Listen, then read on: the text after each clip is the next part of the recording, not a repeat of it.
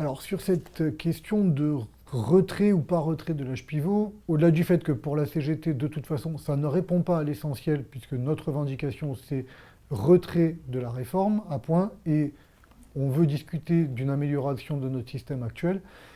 Sur cette question donc, de l'âge pivot, c'est un retrait en trompe-l'œil. C'est-à-dire que l'âge d'équilibre qui est programmé dans le futur système élaboré par le gouvernement, lui, est maintenu, et donc s'appliquera à terme aux générations futures.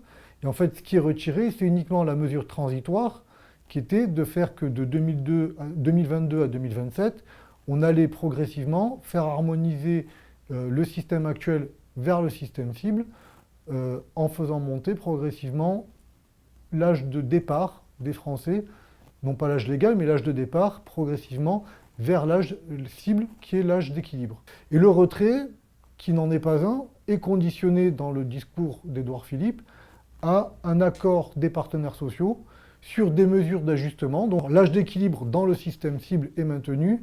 Il sera fixé dans un premier temps à 64 ans, avec une idée de malus-bonus en fonction de si on part avant ou si on part après cet âge.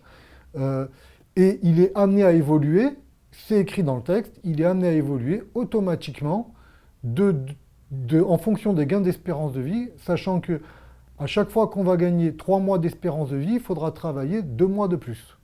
Donc ça signifie qu'à terme, c'est un allongement obligatoire pour tous les salariés de repousser leur âge de départ, sauf à accepter de subir une décote. C'est pour ça que la CGT continue d'exiger le retrait de ce projet et appelle encore et toujours les Français à se mobiliser par la grève et la manifestation jusqu'au retrait de ce projet régressif.